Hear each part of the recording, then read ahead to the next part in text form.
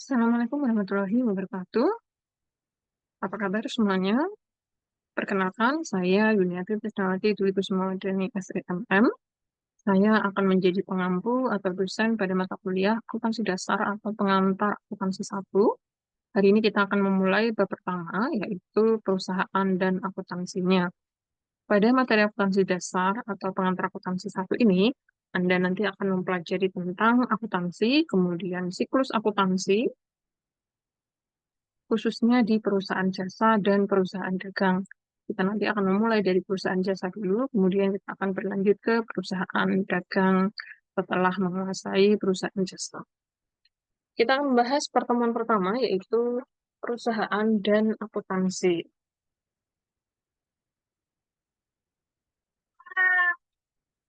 Yuk, mari kita bahas tentang perusahaan dan bentuk organisasinya. Nah, kita akan membahas dulu dari pengertian perusahaan. Apa itu pengertian perusahaan? Perusahaan adalah sebuah organisasi yang beroperasi dengan tujuan menghasilkan keuntungan dengan cara menjual produk berupa barang atau jasa kepada para pelanggannya. Tujuan perusahaan adalah untuk memaksimalkan profit atau keuntungan. Nah, perusahaan yang demikian disebut dengan perusahaan atau organisasi profit oriented. Ada pula organisasi atau perusahaan yang non-profit oriented atau nirlaba, misalnya yayasan, rumah sakit, sekolah, perguruan tinggi, atau badan instansi pemerintah. Nah, organisasi nirlaba itu lebih memprioritaskan pelayanan maksimal kepada masyarakat. Sedangkan perusahaan yang profit oriented dia akan berpusat atau fokus pada laba perusahaan. Selanjutnya, jenis perusahaan berdasarkan jenis usahanya atau produk yang dijual itu ada beberapa. Nah, ini nanti yang akan kita pelajari akuntansinya. Yang pertama adalah perusahaan manufaktur. Perusahaan manufaktur adalah perusahaan yang merubah input atau bahan baku atau raw material menjadi output atau produk jadi atau finish good. Selanjutnya dijual pada pelanggan. Contoh, pabrik sepatu, pabrik garment, perusahaan pabrik mobil, dan lain-lain. Jadi, kalau perusahaan manufaktur ini, dia adalah perusahaan yang eh, produksinya itu dibuat sendiri. Dia mulai dari membeli bahan baku sampai menjadi produk jadi. Jadi, semuanya diproduksi sendiri, kemudian dijual setelah produk itu selesai dibuat. Nah, itu adalah perusahaan manufaktur. Kemudian selanjutnya, perusahaan dagang. Perusahaan ini adalah perusahaan yang menjual produk atau barang jadi yang dibelinya dari supplier. Perusahaan itu tidak memproduksi sendiri barangnya, tapi langsung mengambil dari supplier. Nah, contohnya adalah supermarket, toko eceran, dan lain-lain. Sedangkan perusahaan jasa adalah perusahaan yang tidak menjual barang, tapi menjual jasa atau layanan atau servis pada pelanggannya. Contoh, pelayanan rumah sakit, jasa konsultasi hukum, dan lain-lain.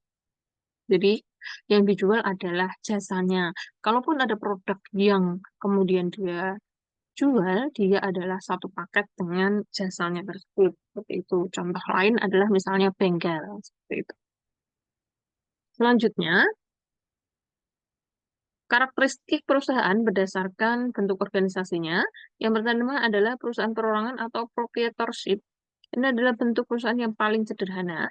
Dia dimiliki oleh satu orang, sehingga jika perusahaan memperoleh keuntungan, maka akan dinikmati sendiri oleh pemiliknya.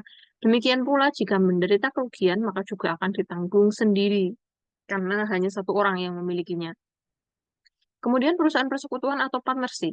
Ini dimiliki oleh dua orang atau lebih yang dibentuk atas dasar kepercayaan. Kemudian masing-masing sekutu memiliki tanggung jawab yang tidak terbatas atau unlimited liability kepada kreditur atas seluruh utang atau kewajiban yang ditunggukan oleh perusahaan. Namanya juga partnership ya atau sekutu. Maka dia ada dua orang atau lebih. Kalau laba ya dibagi bersama-sama, kalau rugi ya dibagi bersama-sama karena dia persekutuan. Jadi harus diatur di depan eh, sekutu-sekutu ini masing-masing menanggung berapa atau disamaratakan. Nah, itu tergantung perjanjiannya. Kemudian perusahaan perseroan atau corporation. Nah, ini dibagi ke dalam lembar saham. Modal perusahaan ini diperoleh dari hasil penjualan saham pada para pemegang saham yang dinamakan dinamakan sebagai modal saham atau modal di store. Nah, dalam perseroan ini berlaku limited liability, artinya bahwa kewajiban memegang saham beda kreditur hanya sebatas pada besaran investasi atau jumlah saham yang dibeli. Jadi, terbatas ya. Kalau dia investnya semakin besar, ya laba yang dia dapat akan semakin besar. Kalau dia investnya semakin kecil, labanya juga akan semakin kecil gitu. Jadi tergantung berapa investasi yang dilakukan oleh si pemegang saham ini. Contoh perusahaan perseroan ini adalah perusahaan-perusahaan yang dia sudah terdaftar di Bursa Efek Indonesia. Nah, nanti silakan di browsing ya. Jadi perusahaan-perusahaan yang sudah terdaftar, misalnya seperti Indofood, Unilever, kemudian perusahaan-perusahaan lain ya, yang memang dia sudah melakukan transaksi itu di Bursa Efek. Seperti itu. Selanjutnya, kita akan membahas tentang akuntansi. Apa sih akuntansi itu? Nah, akuntansi ini adalah suatu sistem informasi yang melekat pada perusahaan-perusahaan tadi dengan tujuan untuk memberikan informasi atau laporan pada pengguna informasi akuntansi atau pihak-pihak yang memiliki kepentingan atau stakeholder terhadap hasil kinerja dan keuangan perusahaan. Jadi, laporan akuntansi ini menunjukkan angka ya, jadi berupa angka-angka yang dia tujuannya adalah memberikan informasi tadi pada stakeholder atau orang-orang yang terkait dengan perusahaan. Nah, stakeholder itu siapa sih? Ada dua. Yang pertama dia adalah stakeholder atau pemakai internal, yang kedua dia adalah stakeholder eksternal atau pemakai eksternal. Nah, stakeholder internal ini misalnya adalah direktur dan manajer keuangan, direktur operasional dan manajer pemasaran, kemudian manajer dan supervisor produksi.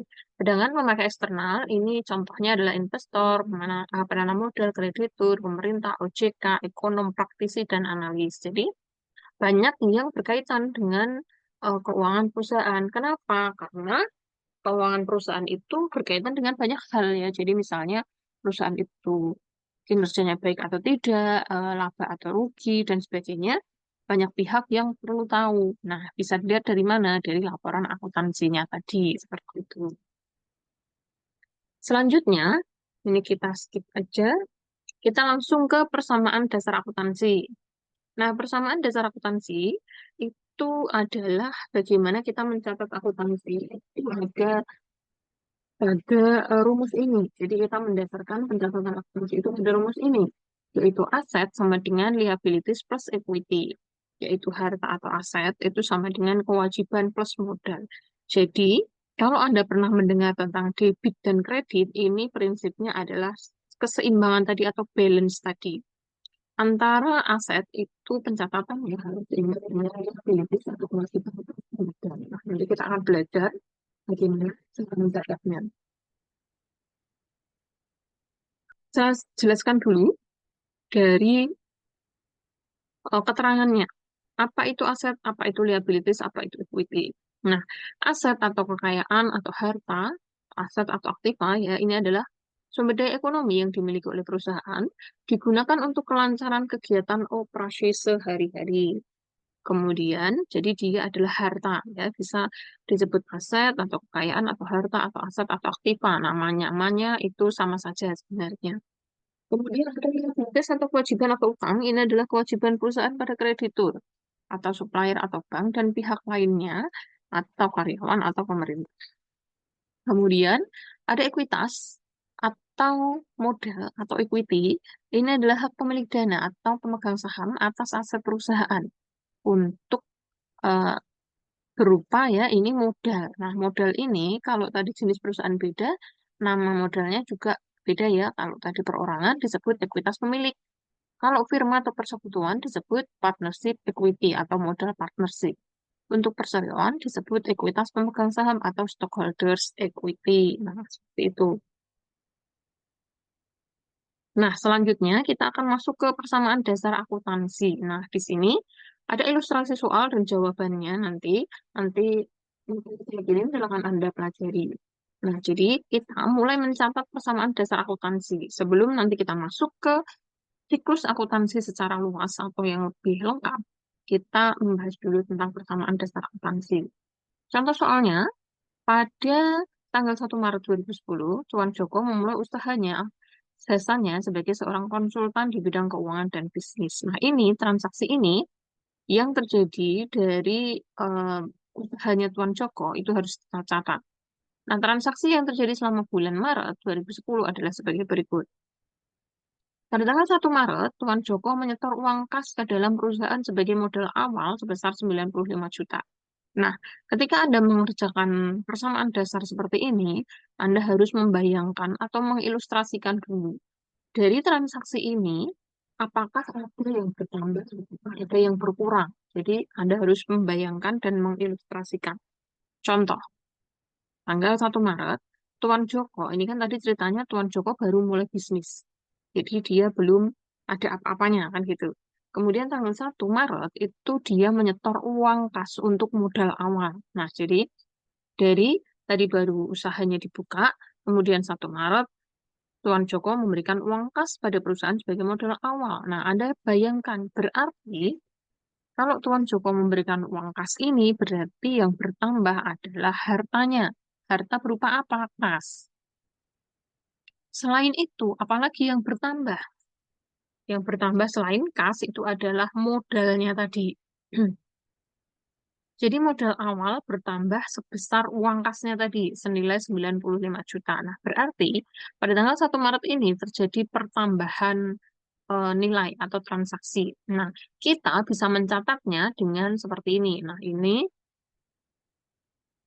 ketika kita membuat persamaan dasar akuntansi, kolomnya itu adalah tadi ya, rumusnya aset sama dengan kewajiban plus modal. Nah, aset itu macamnya banyak. Ini bisa kita breakdown sendiri. Jadi aset itu kita breakdown. Yang bertambah aset apa? Oh, kas. Kita tulis asetnya kas. Kemudian kewajiban atau utang tetap satu kolom utang, kemudian ekuitas tetap kolom ekuitas. Seperti itu. Jadi aset yang bertambah itu apa? Nanti kita breakdown, kita tulis di kolom sebelah kiri. Jadi aktiva atau aset sama dengan kewajiban plus modal. Nah, ingat rumusnya tadi ya, rumusnya di sini. Nah, ini aset sama dengan kewajiban plus modal. Jadi kita selalu ngisinya seperti itu. Oh, asetnya apa nih yang nambah? Oh, kas. Kita tulis kas. Oh, asetnya apa nih yang nambah? Oh, perlengkapan. Kita tulis tuh perlengkapan. Sedangkan di kolom liabilities plus modal ini hanya satu-satu saja kolomnya. Kalau aset ini bisa banyak ya, karena tergantung aset apa yang bertambah atau masuk ke dalam transaksi gitu. Nah, contoh di kita tadi tanggal 1 Maret ini yang bertambah adalah aset berupa kas. Nah, ini berarti kita masukkan tuh kasnya ke dalam persamaan dasar akuntansinya. Ingat, kolomnya itu hanya seperti ini aja. Aset sama dengan kewajiban plus modal. Nah, tanggal 1 Maret, kita tulis tanggal 1, kasnya tadi bertambah 95 juta, berarti kita tulis 95 juta. Modalnya juga bertambah 95 juta. Nah, Anda lihat ini berarti balance antara aset plus modal. Gitu. Jadi, kalau ada kolom yang nambah, pasti ada kolom yang berkurang. Atau kalau ada yang nambah, berarti ada yang nambah yang lain gitu ya. Jadi, selalu balance gitu. Oke, saya rasa tanggal 1 cukup bisa dipahami ya. Kita lanjut ke transaksi selanjutnya. Transaksi tanggal 3 Maret. Tanggal 3 Maret dibayar sewa kantor untuk bulan Maret sebesar 8 juta. Nah, sekali lagi, kalau ada transaksi, silakan Anda ilustrasikan dulu. Kira-kira ini ada yang bertambah atau ada yang berkurang. Nah, kita baca ya soalnya. Dibayar. Nah, dibayar berarti Anda membayar. Kalau Anda membayar berarti ada harga. Apa-apa. Kalau membayarnya ini berupa dengan tunai, berarti yang berkurang kasnya, kan gitu. Berarti kasnya berkurang. Selain itu, apa lagi yang berkurang? Modalnya. Karena kasnya dibayar atau digunakan untuk menyewa kantor gitu ya. Nah, berarti kita masukkan ke persamaannya. Tanggal 3, kasnya berkurang 8 juta, modal berkurang 8 juta. Nah, dalam persamaan dasar akuntansi ini, kalau ada pengurangan itu kita tulisnya dalam kurung. Jadi tidak perlu minus gitu ya, tapi dalam kurung. Jadi dalam kurung ini menandakan pengurangan. Sehingga kas berkurang 8 juta, modal juga berkurang 8 juta. Balance ya antara aktiva dengan modal. Seperti itu. Selanjutnya tanggal 6 Maret. Tanggal 6 Maret Dibeli perlengkapan berupa alat tulis kantor secara kredit senilai 5 juta. Nah, ingat, silakan diilustrasikan. Anda membeli perlengkapan. Nanti ada yang bertambah. Belinya dengan apa? Secara kredit. Pembelian secara kredit itu artinya pembelian dilakukan dengan cara berhutang, gitu ya, atau tidak langsung dibayar lunas. Nah, itu namanya pembelian kredit. Nah, kalau perusahaan atau Tuan Joko ini membeli perlengkapan dengan secara kredit, artinya Tuan Joko ini beli perlengkapannya dengan utang. Nah, berarti Anda ilustrasikan, Anda beli perlengkapan, misal Anda Tuan Joko ya, Anda beli perlengkapan secara kredit. Berarti yang nambah apa? Perlengkapannya nambah karena dibeli, utangnya nambah karena bayarnya secara kredit, kan gitu. Nah, berarti kita masukkan ke persamaannya. Berarti hartanya yang berupa perlengkapan itu bertambah senilai 5 juta. Utangnya karena tadi bayarnya secara kredit juga bertambah sebesar 5 juta. Nah, lihat di sini. Harta sama dengan utang gitu ya. Jadi pengisian kolomnya ini sesuai dengan transaksinya. Jadi tidak harus kas ya diisi, piutang diisi, perlengkapan diisi, utang diisi, modal diisi, enggak. Artinya, kolom yang ada di aset ini harus sama dengan kolom utang plus modal. Jadi, bisa saja misalnya utangnya ada isinya, kewajiban ada isinya juga bisa. Mungkin ya, tetapi intinya adalah balance-nya antara aset ditambah dengan kewajiban plus modal. Seperti itu. Oke, saya lanjut. Transaksi keempat atau tanggal 10. Tanggal 10 dibayar beban iklan di surat kabar faktual senilai 500.000. Nah, ingat, diilustrasikan ada yang bertambah atau ada yang berkurang.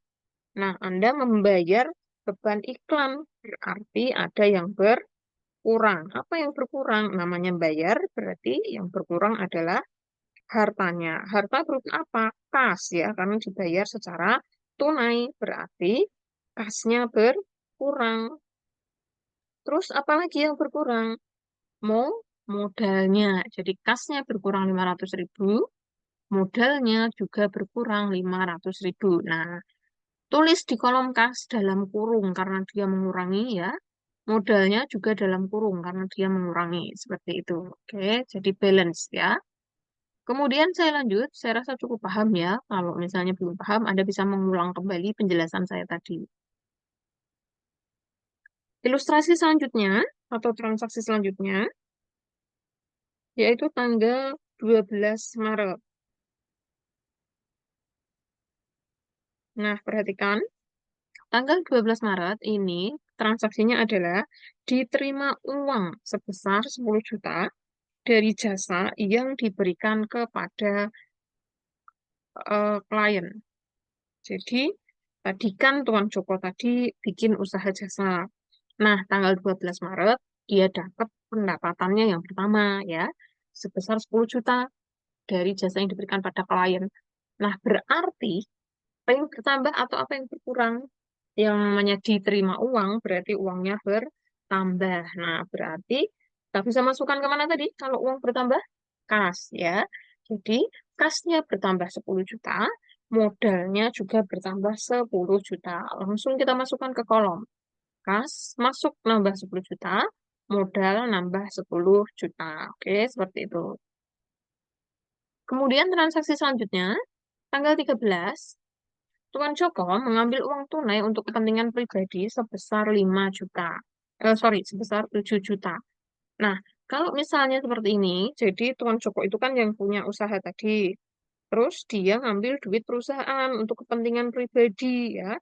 Kalau ada pengambilan kepentingan pribadi seperti itu, berarti itu namanya adalah prive ya, prive. Jadi pemilik perusahaan itu boleh mengambil uang dari perusahaan, tetapi dia harus dicatat dengan jelas. Nah, pengambilan privo itu dicatat sebagai pengurangan modal. Nah, berarti karena uang tunainya diambil, berarti uang tunainya atau kasnya berkurang, modalnya juga berkurang. Nah, Kas berkurang 7 juta, modal juga berkurang 7 juta. Seperti itu. Jadi tetap balance lagi ya, seperti itu ya. Kemudian selanjutnya, transaksi tanggal 15. Tanggal 15, membebankan tagihan kepada klien atas jasa yang telah diberikan kepada Tuan Joko sebesar 33 juta. Dalam hal ini, Tuan Joko belum menerima pembayarannya. Nah, kalau seperti ini, jadi Tuan Joko itu sebenarnya sudah mengerjakan pekerjaannya dengan selesai, kemudian tagihannya itu atau pendapatannya harusnya 33 juta. Tapi belum diterima pembayarannya. Berarti duitnya Tuan Joko itu masih ada di klien atau di customernya tadi ya, karena belum dilunasi. Nah, kalau seperti ini berarti Tuan Joko itu punya harta di kliennya tadi yang belum dibayar. Nah, kalau kita atau kalian ya punya eh, duit yang dipinjam atau yang masih di pihak lain itu namanya piutang ya. Kalau kita minjem namanya utang, kalau kita dipinjem kemudian belum dikembalikan itu namanya piutang gitu. Nah, dalam hal ini, karena pendapatan jasanya itu belum dibayar, berarti ada piutang. Nah, piutang itu juga harta, ya. Piutang itu adalah satu jenis harta. Karena kita punya harta di orang lain yang nanti masih bisa kita tagih, seperti itu. Nah, berarti kita mencatatnya, karena bukan kas yang diterima, tapi piutang, berarti kolomnya kita tambahi piutang, ya. Kita tambahkan piutang di sini. Berarti piutangnya nambah 33 juta, modalnya juga nambah 33 juta. Nah, modal ini langsung kita catat bertambah walaupun kita belum terima uangnya.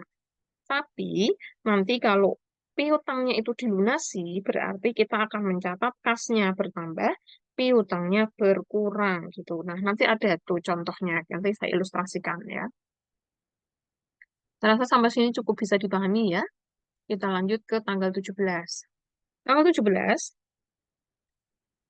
dibayar utang atas pembelian perlengkapan pada tanggal 6 Maret yang lalu. Nah, tanggal 17 ini kita cek nih transaksi tanggal 6 tadi apa sih? Tanggal 6 dibeli perlengkapan berupa alat tulis kantor secara kredit. Nah, berarti tadi kan kita ngutang kan?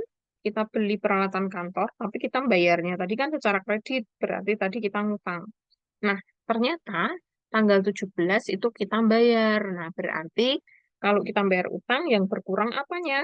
Utangnya ya, utangnya berkurang dan juga duitnya berkurang karena kita pakai untuk bayar gitu ya. Berarti tanggal 17 itu masuknya ke kolom kasnya berkurang 5 juta, utangnya berkurang juga 5 juta seperti itu ya. Jadi semua berkurang, kasnya berkurang, piutangnya juga berkurang. Nah, lihat, sorry, utangnya juga berkurang. Lihat nih, kalau kita lihat kolomnya, tadi utang tanggal 3 nambah 5 juta, tanggal 17 kita bayar yang 5 jutanya. Nah, sehingga nanti kalau kita kurangkan berarti utangnya sudah nol atau lunas gitu ya. Gitu. Lanjut tanggal 22, diterima pembayaran sebagian atas jasa yang telah diberikan tanggal 15 Maret yang lalu. Nah, ini tadi ya. Tanggal 15 tadi harusnya terima duit 33 juta, tapi ternyata masih diutang ya. Kemudian tanggal 22 ini dibayar tapi baru sebagian, baru 22 juta, belum lunas 33 jutanya. Nah, kalau ini dibayar berarti kita kan ada menerima ya. Apa yang kita terima? Uang, tunai atau kas. Sebesar berapa? 20 juta. Nah, berarti piutang, tadi tanggal 15 kan piutang tuh. Piutang yang tadinya kita terima 33 juta harus kita kurangi sebesar 20 juta, ya kan? Berarti kita masukkan ke kolom piutangnya tadi yang 33 juta ini dibayar yang 20 juta. Berarti kita dalam kurung 20 jutanya kita berkurang. Terus kas yang kita terima, duit yang kita terima, 20 jutanya kita masukkan ke kolom kas gitu. Nah, kalian perhatikan di sini. Di sini yang diisi itu hanya kolom harta aja. Kasnya bertambah, piutangnya berkurang. Tapi di sini Kita tidak mengisi kolom utang dan ekuitas. Namun demikian, ini tetap jumlahnya balance ya, karena kasnya plus, piutangnya minus. Nah, jadi intinya adalah di aset dan kewajiban plus modal ini harus balance. Di sini, di kolom aset sudah balance, walaupun di sini tidak kita isi, itu juga nggak masalah ya. Jadi, tidak harus seluruh transaksi diisi, seluruh kolom diisi. Kita sesuaikan dengan transaksi yang terjadi, gitu ya, seperti itu. Kemudian selanjutnya, tanggal 30 dan 31 Maret ini prinsipnya sama, terjadi pembayaran. Nah, pembayaran beban listrik, telepon, dan juga gaji karyawan. Kalau namanya tadi kita bayar, berarti ada yang berkurang, ya. Karena kita mengeluarkan uang, gitu ya. Jadi, ada yang berkurang. Maka, transaksi, nah, yes, gampang. Kita tinggal mengurangi kasnya, kan? Berarti sama nih, kasnya berkurang, modalnya juga berkurang. Seperti itu. Ini gampang ya, angkanya 1,5 dan 25 juta. Tinggal kita tulis saja. Oke, seperti itu. Nah, kalau kita sudah selesai mengisi persamaannya, kita jumlahkan ke bawah. Nah, jadi kasnya kita jumlah semua, totalnya 78. Jadi ngitungnya gini ya, 95 juta kurangi 8 juta, kurangi 500.000, tambah 10 juta, kurangi 7 juta, dan seterusnya. Piutang juga demikian, tarik ke bawah, perlengkapan tarik ke bawah, utang tarik ke bawah, modal tarik ke bawah. Nah, kita tinggal bandingkan nih antara aset harus sama dengan utang plus modal. Utangnya 0, modalnya 96 juta, kasnya 78, tambah piutang 13, tambah 5 juta, hasilnya 96 juta sama. Nah, itu namanya balance gitu ya. Jadi itu, persamaan dasar akuntansi itu seperti itu ya. Jadi kalau kita mencatat ada plusnya, ada minusnya, atau ada debitnya, ada kreditnya. Nah, debit kredit itu akan kita pelajari di pertemuan kedua. Pertemuan ini kita hanya mempelajari tentang persamaan aja, seperti itu.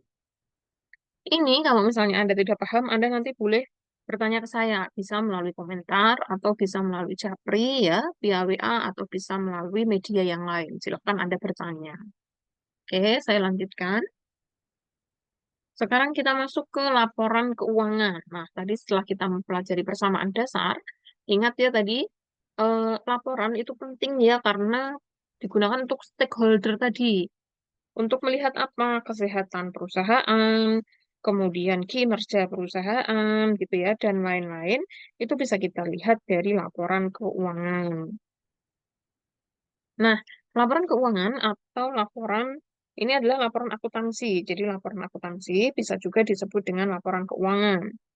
Nah, laporan keuangan atau financial statement ini merupakan produk akhir dari serangkaian proses pencatatan dan pengikhtisaran transaksi bisnis. Nah, laporan keuangan ini ada beberapa laporan. Nah, yang pertama itu adalah laporan laba rugi atau income statement. Nah, laporan ini adalah laporan yang berisi tentang pendapatan dan beban perusahaan untuk satu periode waktu tertentu. Jadi laporan-laporan yang dibuat oleh perusahaan ini bisa bulanan, bisa triwulan, bisa semesteran, atau 1 tahunan. Biasanya seperti itu ya. Nah, jadi ada periode-periodenya. Setelah itu ada laporan ekuitas pemilik. Nah, laporan ini menyajikan perubahan dalam modal pemilik perusahaan untuk satu periode waktu tertentu. Kemudian ada laporan neraca atau balance sheet. Ini adalah laporan sistematis tentang posisi keuangan perusahaan, yaitu posisi aset, kewajiban, dan ekuitas perusahaan pada tanggal tertentu. Kemudian ada laporan arus kas. Nah, ini nanti kita tidak pelajari, tapi hanya saya sampaikan aja ya.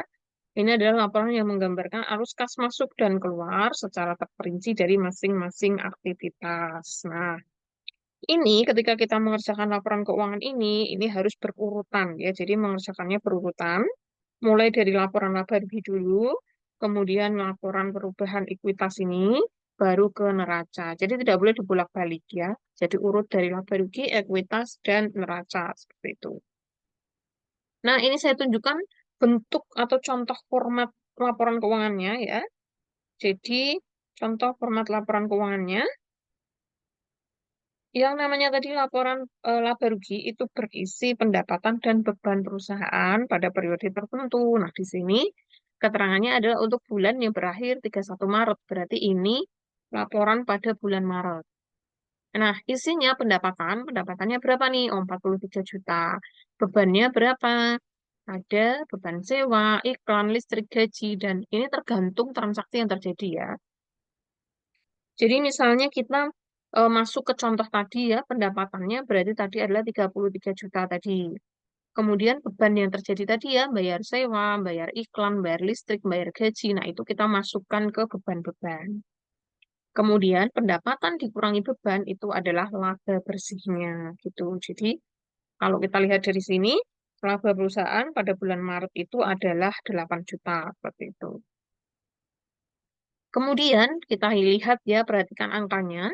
Jadi tadi kita menghitung itu urut dari laba rugi dulu. Laba ruginya ketemu laba 8 juta. Ini kita nanti akan pindahkan angkanya ke laporan perubahan ekuitas. Gitu. Jadi, laporan perubahan ekuitas ini isinya adalah modal awal pemilik tadi atau modal awal perusahaan. Kemudian, kalau misalnya perusahaan laba, berarti akan laba itu menambah modal. Kalau perusahaan rugi, rugi itu akan mengurangi modal. Gitu. Nah, di sini kita lihat, oh ini laba bersih nih harusnya ya. Jadi misalnya, tadi modal awalnya Joko yang disetor tadi ya, ingat tadi tanggal 1 Maret tadi, soal tadi, modal awalnya 95 juta. Kemudian kita lihat di sini ada laba 8 juta. Laba masuk ke sini ya, ini laba. Harusnya salah tulisannya. Ini berarti akan menambah 95 tambah 8, totalnya 103. Itu ya. Nah, kalau misalnya ada prive, prive itu dia akan mengurangi modal pemilik. Jadi prive itu akan mengurangi modal pemilik. Jadi tadi modal awal 95 ditambah laba tadi 8 juta, totalnya 103 dikurangi perivo 7 juta. Hasilnya adalah modal akhirnya 96 juta gitu. Jadi kita kurangkan. Perivo itu mengurangi modal. Jadi kalau ditanya berarti modal akhirnya si Joko ini adalah 96 juta seperti itu. Nah, setelah itu dari laporan perubahan modal ini kita akan tarik ke neraca. Nah, kalian akan tarik ke neraca, perhatikan angkanya. Modal akhirnya adalah 96 juta. Nah, di sini kita tulisnya nanti di neraca sini. Nah, modal Joko ini di sini 96 juta. Itu. Jadi, neraca isinya itu adalah aktiva dan pasifa yang dimiliki oleh perusahaan itu apa saja. Nah, itu kita tulis, kita rinci di sini. Nah, misalnya dari persamaan kita tadi, kita cek ya. Ini aktiva atau aset kita tuh ada kas nilainya 78, piutang nilainya 13, perlengkapan nilainya 5 juta. Terus utangnya 0, ekuitas atau modalnya ini kita pakai modal akhir yang sudah ditambahkan dari laporan tadi ya. Jadi 96 nih. Nah, di sini kita tulis, oh asetnya tuh kita punya kas 78 juta, kita punya piutang 13, kita punya perlengkapan 5 juta. Totalnya 96. Kemudian kewajiban kita nggak punya utang, berarti tidak perlu ditulis ya, utangnya 0. Kemudian modalnya 96, nah dia angkanya sama 96. Nah ini antara aktiva dengan pasifa ini harus balance gitu ya. Jadi kita mengerjakannya urut dari laporan laba rugi, kemudian laporan perubahan modal, dan laporan neraca seperti itu. Nah ini adalah bentuk format. Format itu bisa macam-macam ya. Ini format yang biasa atau yang sederhana, bentuknya seperti ini. Atau bisa juga nanti berbentuk neracanya seperti ini ya. Bisa jadi juga seperti ini. Contoh lain ya, contoh lain yang tidak berkaitan dengan eh, persamaan yang kita kerjakan tadi. Kemudian catatan pendapatan dan beban ini merupakan komponen atau item unsur dari laporan laba rugi. Privo ini merupakan komponen dari laporan ekuitas pemilik. Nah, ini materi untuk pertemuan kita kali ini. Jadi, kesimpulannya, pada materi hari ini ya, kita mempelajari tentang pengertian akuntansi, kemudian akuntansi di perusahaan-perusahaan yang menggunakan tuh perusahaan apa saja tadi ya, ada manufaktur, ada perusahaan dagang dan jasa. Nah, ini nanti akuntansinya tuh setiap perusahaan ini beda-beda. Yang paling sederhana adalah perusahaan jasa, kemudian di atasnya ada perusahaan dagang, kemudian yang agak kompleks itu adalah perusahaan manufaktur. Yang kita pelajari pada materi ini hanya perusahaan jasa dan dagang saja. Seperti itu. Kemudian prinsip persamaan dasar akuntansi, tadi rumusnya itu adalah aset sama dengan kewajiban plus modal ya. Nanti kemudian kita kerjakan berdasarkan transaksinya. Kolomnya itu adalah kolom aset sama dengan kolom utang plus kolom modal. Kolom aset bisa dirinci tergantung aset yang kita miliki. Seperti itu ya. Nah, itu. Kemudian selanjutnya, setelah Anda memahami ini, silakan Anda mengerjakan tugas ya.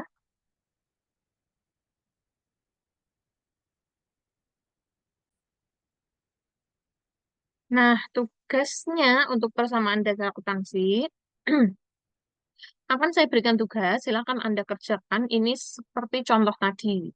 Jadi, masukkanlah transaksi berikut dalam kolom persamaan akuntansi yang tepat. Nah, misalnya ini adalah transaksi yang dilakukan atau terjadi di perusahaan jasa sakti selama bulan Juni 2018.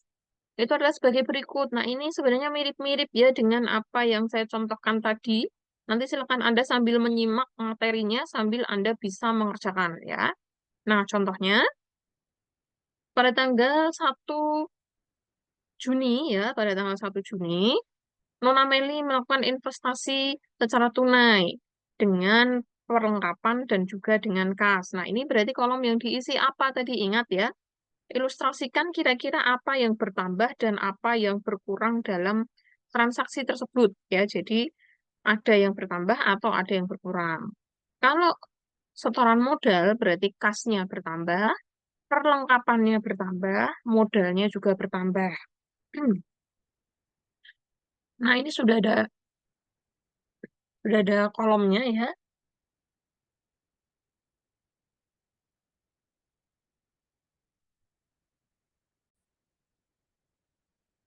Nah, nah ini sudah ada kolomnya. Silakan nanti Anda masukkan sesuai kolom-kolom ini. Nah, di sini sudah saya masukkan, saya kasih kolom ya, kas, piutang, perlengkapan, peralatan, sama dengan utang plus modal. Nah, silahkan Anda masukkan ya nanti. Tadi ceritanya pada tanggal 1 Juni ada pertambahan uang tunai, kemudian perlengkapan dan modal. Berarti kita masukkan kolom apa? Kas, kemudian perlengkapan, kemudian juga modal. Nah, berarti ada 3 kolom yang diisi. Kasnya, saya kasih contoh satu aja ini ya, nanti yang lain silakan dikerjakan. Kasnya 500, piutangnya 80, berarti modalnya adalah 580, seperti itu. Nah, selanjutnya silakan Anda kerjakan di transaksi-transaksi selanjutnya. Nah, nanti kalau Anda ketemu istilah ini ya, kreditur, itu artinya adalah pihak yang memberi kredit atau memberikan utang ya. Kalau nanti Anda ketemu istilah debitur, berarti Anda itu ketemu dengan orang yang memberikan debit atau orang yang meminjam gitu ya. Kalau kreditur itu yang memberikan kredit atau yang meminjamkan, debitur itu adalah yang meminjam seperti itu ya, atau yang Anda berikan pinjaman. Nah, nanti silakan Anda ilustrasikan, kemudian kira-kira apa yang nambah, kira-kira apa yang kurang, masukkan ke dalam kolom ini ya, seperti itu. Tanda baca ini nanti silakan Anda kopas ya di bawahnya. Tanda baca harus ada semua. Kemudian dalam menuliskan tanggal dan tahun, kalau dalam akuntansi itu Anda menulisnya ya tidak perlu seperti ini, Juni 1, Juni 3 gitu. Tapi langsung tulis saja tahunnya dulu, kemudian bulannya dulu. Kalau sudah, setiap ada transaksi, nanti kita tinggal isikan tanggalnya.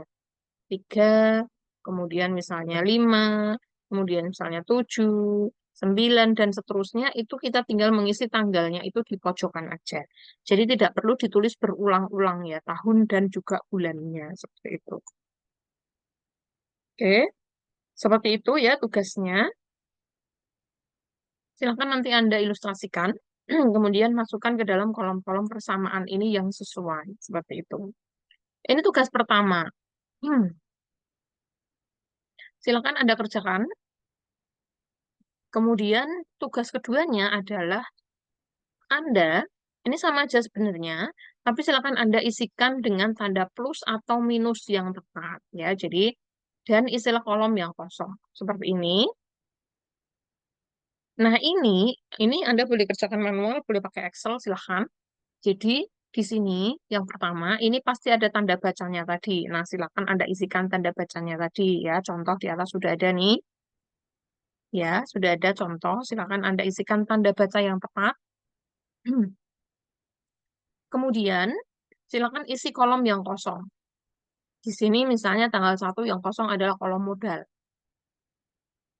Kira-kira ini angkanya berapa sih supaya balance tadi ya antara aset sama dengan kewajiban plus modal. Nah, kira-kira isi modalnya nih berapa nih ya? Silakan Anda isi. Nah, di sini nanti ada istilah baru yaitu penyusutan. Nah, penyusutan ini nilainya semuanya minus ya, saya sampaikan. Penyusutan itu nilainya semua minus. Hmm. Jadi, kenapa penyusutan itu nilainya minus? Jadi, penyusutan itu dia itu nanti tempatnya ada di kolom aktiva ya, atau aset di sini. Tapi dia itu fungsinya sebagai pengurang nilai aset. Pengurang nilai aset. Jadi, maka dia minus. Jadi, penyusutan itu, saya jelaskan sedikit ya. Penyusutan itu terjadi ketika kita punya aset tetap yang nilainya itu akan mengalami penurunan terus-menerus ya. Biasanya ini melekat pada aset-aset tetap selain tanah ya. Jadi misalnya kalian nanti misalnya punya usaha ya, punya kendaraan, kemudian punya peralatan misalnya AC, komputer, kemudian bangunan ya, kemudian misalnya apa ya, mesin dan sebagainya, itu kan pasti nilainya akan kurang terus ya, tidak mungkin naik ya. Kalau sudah dipakai kan pasti dia juga nilainya akan berkurang. Kalau dijual pasti juga nilainya akan turun kan gitu. Nah, maka itu disebut dengan penyusutan. Jadi menyusut nilainya. Nah, aset-aset yang mengalami penyusutan itu kita mencatatnya itu sebagai penyusutan. Jadi, kita punya harta, tapi harta itu pasti menyusut, sehingga kita tulis penyusutannya itu sebagai minus ya. Jadi, dia tempatnya di aset, tapi sebagai pengurang harta. Gitu ya. Jadi, ininya tetap sama dengan hutang plus modal. Nah, nanti kalian cek di sini. Silakan dihitung, oh kasnya 5 juta, piutang 3 juta, persediaan 8 juta, aktiva 10 juta, kurangi 2 juta, sama dengan hutang plus modal. Berarti kira-kira modalnya isinya berapa nih? Nah, silakan nanti Anda kerjakan ya, semua kolom-kolom kosong yang perlu diisi. Nah, seperti itu ya. Petunjuknya seperti itu, silahkan nanti Anda kerjakan. Jadi, di soal persamaan ini ada dua soal yang harus Anda kerjakan. Seperti itu. Oke. Nanti file ini akan saya kirim juga. Silakan Anda kerjakan. Boleh diketik, boleh ditulis tangan. Silakan sesuai kenyamanan saja ya, seperti itu. Kalau ada pertanyaan, silakan nanti Anda bisa bertanya dalam berbagai media ya. Boleh lewat komentar atau boleh Japri WA dan sebagainya. Yang penting Anda paham ya. Seperti itu ya. Jadi ini adalah tugas persamaan dasar akuntansi yang pertama untuk bab pertama. Kemudian materinya tadi adalah ini. Silakan nanti Anda pelajari ya materinya. Silakan Anda kerjakan seperti contoh yang ada di sini tadi, persamaan dasar akuntansi. Seperti itu, saya rasa pada pertemuan ini yang saya sampaikan pada bab 1, silakan nanti Anda pelajari, silakan Anda kerjakan pekerjaannya, dan jangan lupa dikumpulkan bila sudah selesai. Baik, untuk waktu pengumpulannya saya sampaikan melalui ketua kelas atau melalui grup ya, maksimal 1 minggu sebelum kita pertemuan di pertemuan selanjutnya. Oke, seperti itu yang saya sampaikan. Silahkan pelajari kembali. Bila tidak dipahami, bisa diulang penjelasan saya tadi. Seperti itu, saya rasa saya tutup pertemuan kita pada pertemuan pertama kali ini. Terima kasih. Assalamualaikum warahmatullahi wabarakatuh.